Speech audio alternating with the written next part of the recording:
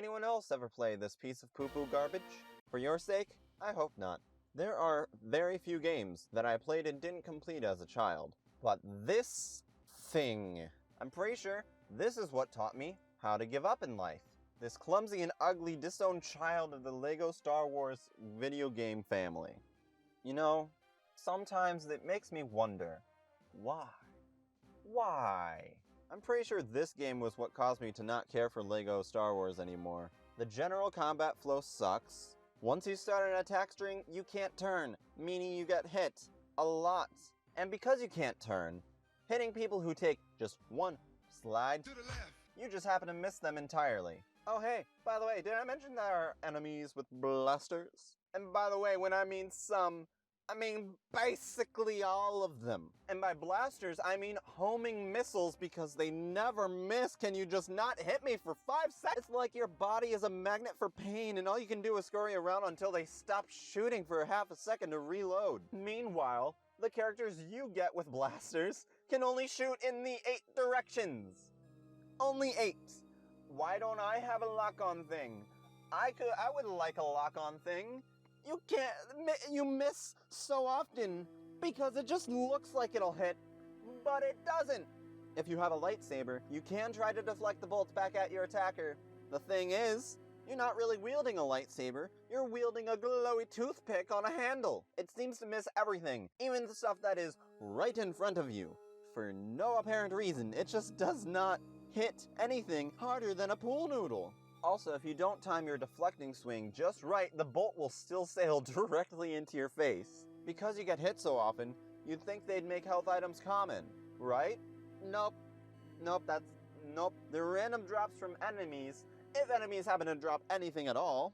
Oh, did I mention that if you die, you start the entire mission over again? Because you do! But you want to know what's better than that?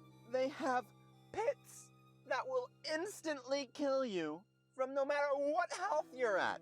But it's okay, you can just jump over them. Oh, except for the fact that the Jedi don't have a double jump like in every other LEGO Star Wars game. Also, the fact that this game controls worse than I do at a social gathering, so you know, maybe those are some issues. If you don't want to die and start the entire level over again, there are Jawas, some of whom, not even all of them, will sell you health.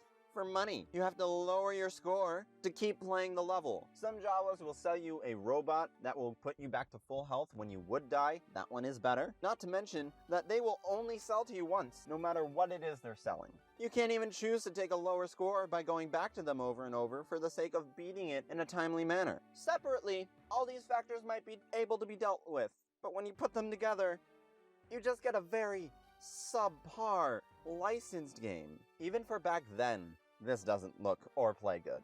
It came out in 2005, the same year as Disney's Herbie Fully Loaded for the Game Boy Advance. Or, you know, Animal Yokocho Doki Doki Literature Club no Kan. Everybody remembers Animal Yokocho Doki Doki Literature Club no Kan. No? But I mean really, when I say this is a ripoff, I mean it.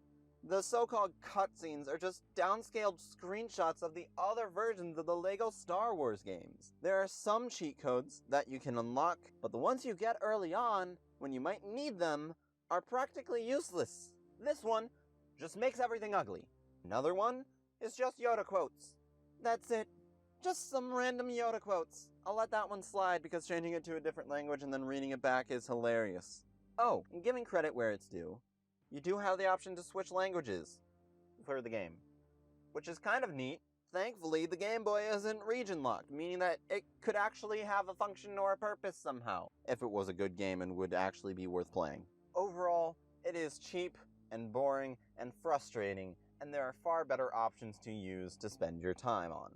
And obviously, because I've made a video on the subject, that automatically makes me an expert, and confirms my subjective view as now an objective fact. It is a stinky game. Poo-poo garbage. And if you disagree, I don't know, it's your life.